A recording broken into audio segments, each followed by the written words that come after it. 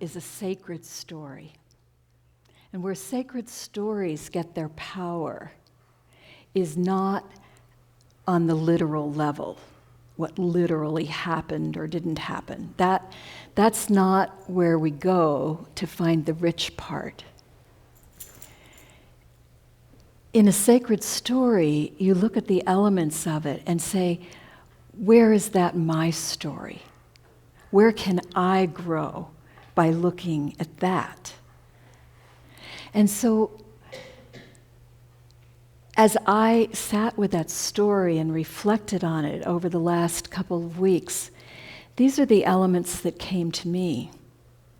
So, the whole part about how the Greeks had overrun and the Greeks were in charge, and that wasn't so bad. It was a live and let live. But what was really going on there was accommodation.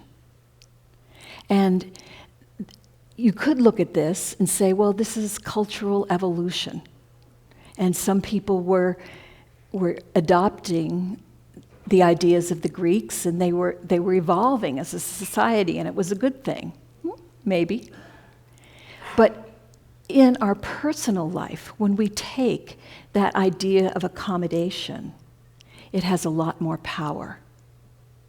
So accommodation is where we begin to adopt. The Greeks in the story represent the material world, the material consciousness, the ideas that are out there in the collective that are not necessarily true to us and who we are.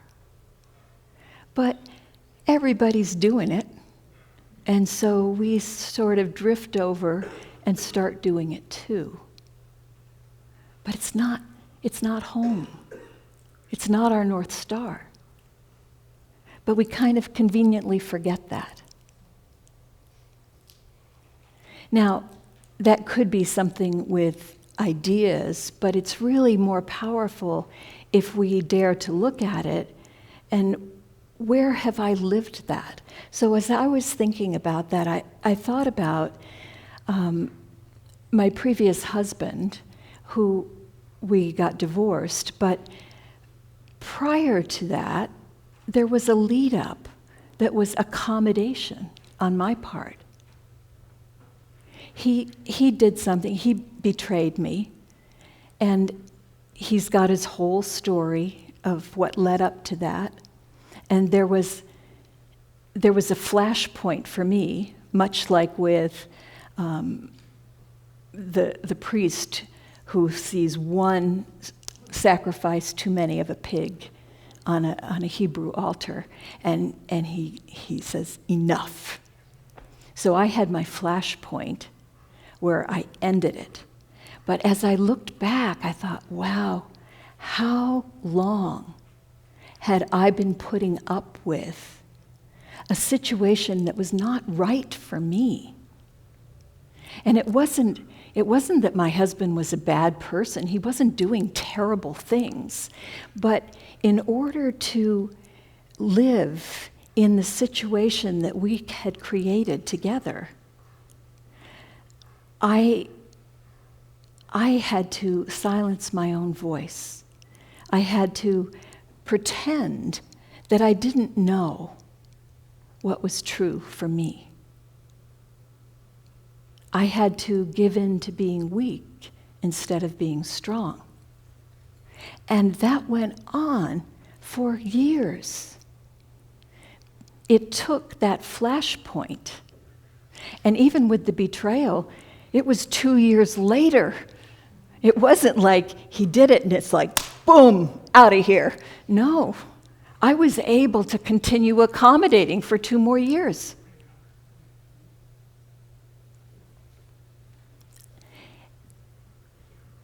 A lot of us in this room, I'm sure, have had divorces.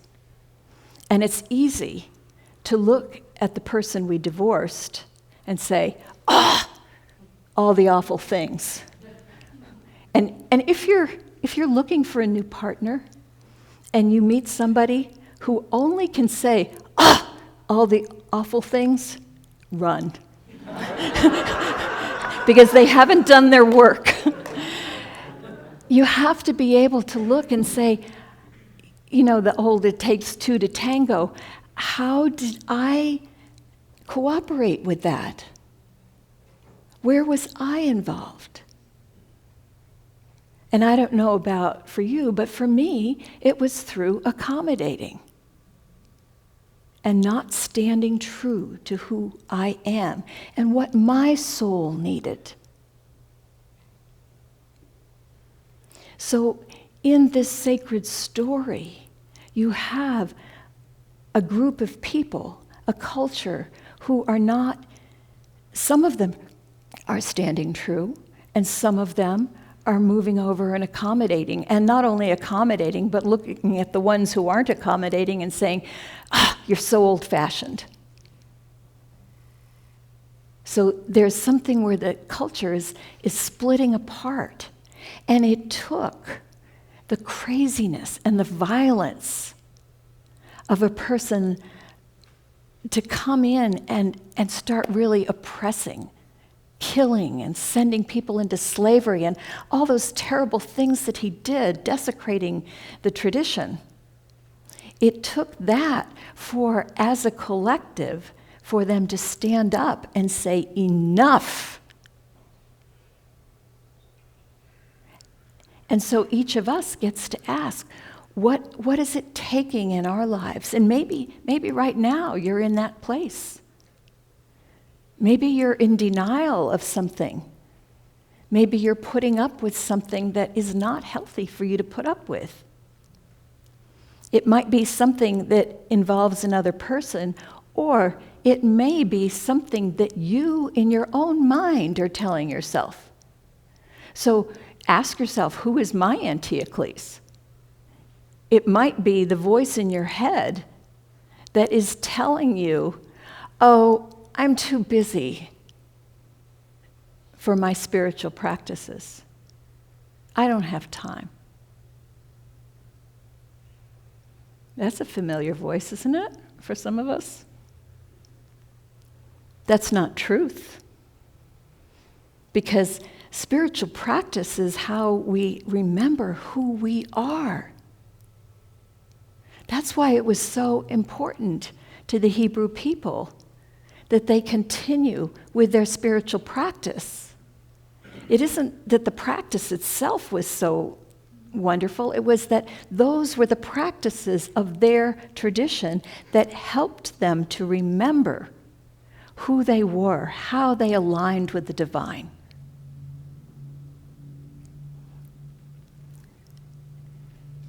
We have practices, everybody in this room has found ways that bring us home to the idea of oneness. The gentleman was sharing about integrity, his practices that every day he says, how have I gotten away from that? Integrity is wholeness. So I was not, all those years that I was accommodating, I was not in integrity, but I didn't know that. Because denial is such an amazing skill. And I think pretty much we all have had some practice at it. It takes, you have to have a spiritual practice where you open up to say, where am I not in my truth? What am I holding on to?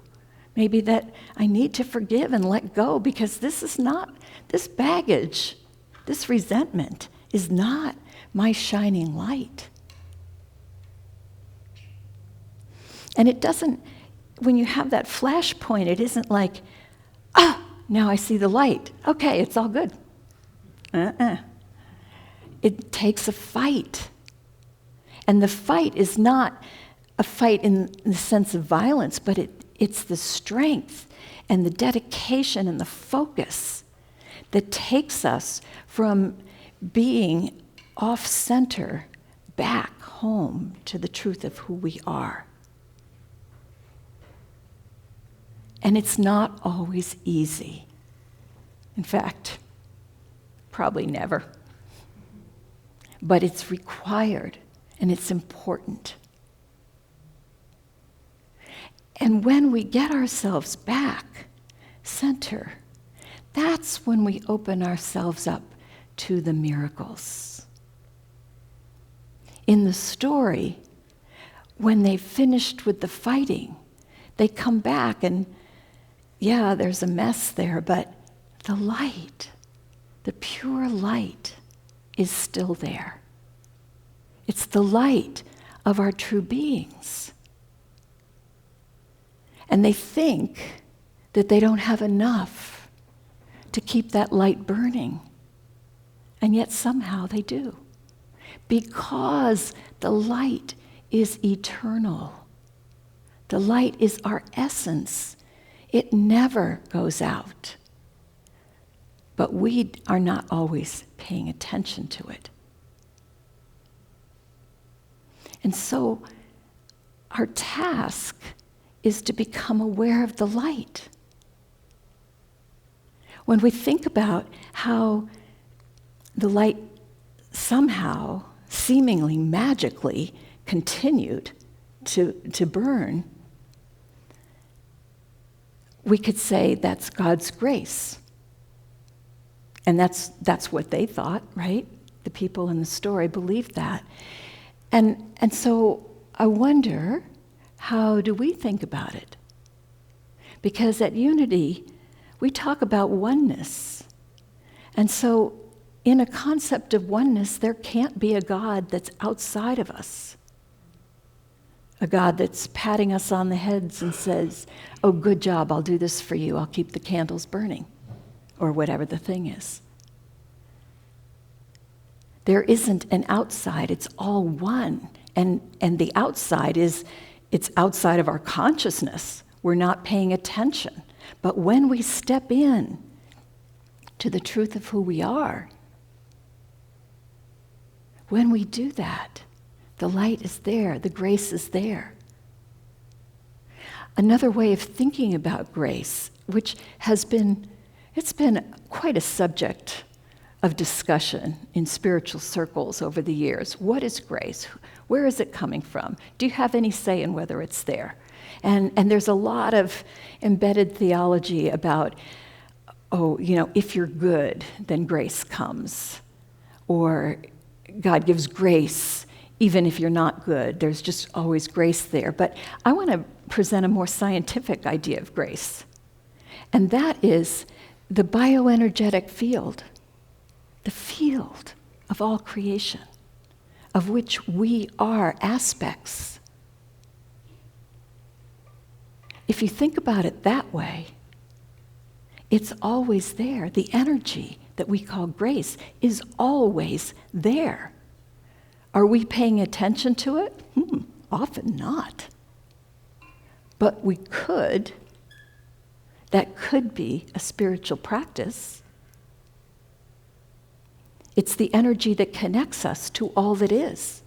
Everything that we need is connected because it's all one energetic field. I want to do a little experiment with you. I want you to rub your hands together. Fast. Feel the fire. And then start doing this thing. And maybe you can feel a little, there's some energy there? Okay. And if you can, it's okay. Just have the intention that perhaps you could. And so you're playing with it where you can feel the energy, where you can feel this field. And I want you to close your eyes. And as you close your eyes and you breathe, just see if you can extend the energy field. And each time you just bring it in a little closer and then let it go out a little wider.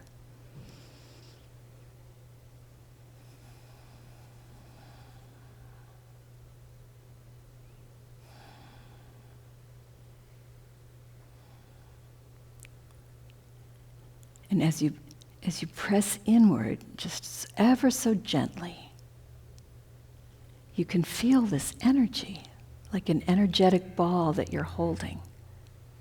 You are touching the field of consciousness, the field of grace. And we all can touch it. And then what if you take that energy and maybe just stand up for a moment, wherever you are, just stand up. And depending on your level of flexibility, you can, and also elbow room, wherever you are, but you can practice this at home. You can move down and just imagine taking that energy and moving it up your body. Like you're just cleansing your whole body and aligning it. And when you get to the top of your head, just reach your hands up. And then reach it out.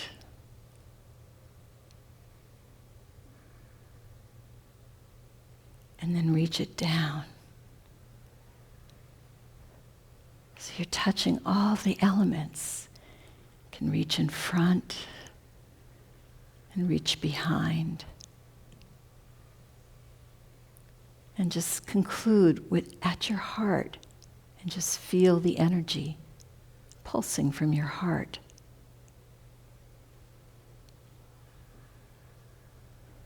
And then go ahead and sit down. The field of grace, the field of light, it's everywhere. It emanates from us. It fills us.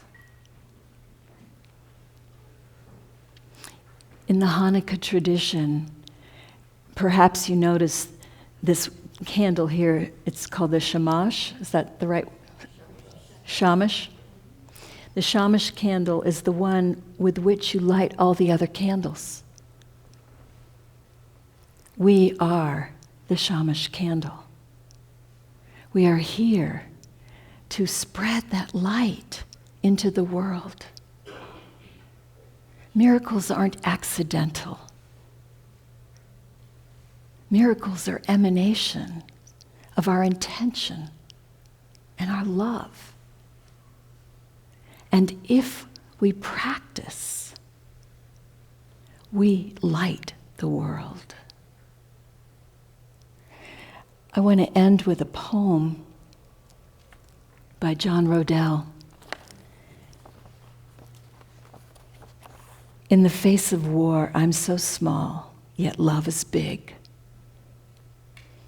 And so as you listen to this poem, I invite you to think about the people in the Middle East who are embattled, but also think about the battles that may be raging in your own hearts. Where inside of you is peace on earth needed? I can't make the world be peaceful. I can't stall tanks from roaring down roads. I can't prevent children from having to hide in bunkers. I can't convince the news to stop turning war into a video game. I can't silence the sound of bombs tearing neighborhoods apart. I can't turn a guided missile into a bouquet of flowers.